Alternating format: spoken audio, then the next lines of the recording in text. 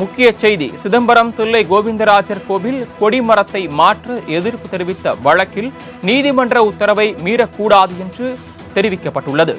சிதம்பரம் சார்பு நீதிமன்ற உத்தரவை மீறக்கூடாது என அறநிலையத்துறைக்கு சென்னை உயர்நீதிமன்றம் உத்தரவிட்டுள்ளது. கூடுதல் விவரங்களை வழங்குவதற்காக செய்தியாளர் கிருஷ்ணமூர்த்தி இணைப்பில் காத்திருக்கிறார். கிருஷ்ணமூர்த்தி, இந்த வழக்கு தொடர்பான விவரங்கள். வணக்கம். சிதம்பரம் நடராஜர் கோவில் வளாகத்தில் உள்ள தில்லை கோவிந்தராஜர் கோவில் கொடிமரத்தை அகற்றிவிட்டு புதிய கொடிமரம் அமைக்க எதிர்ப்பு தெரிவித்து ஹரிஹரன் என்பவர் சென்னை உயர்நீதிமன்றத்தில் வழக்கு தாக்கல் செய்திருந்தார்.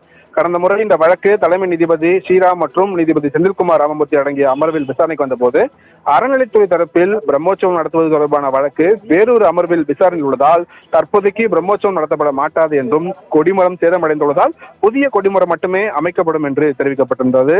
இதற்கிடையில் கோவில் கொடிமரம் அமைப்பது தொடர்பாக தற்போதைய நிலையை நீடிக்க வேண்டும் என சிதம்பரம் சார்பு நீதிமன்றம் உத்தரவிட்டுள்ளதாகவும் நீதிமன்றத்தின் கவனத்துக்கு கொண்டு வரப்பட்டது.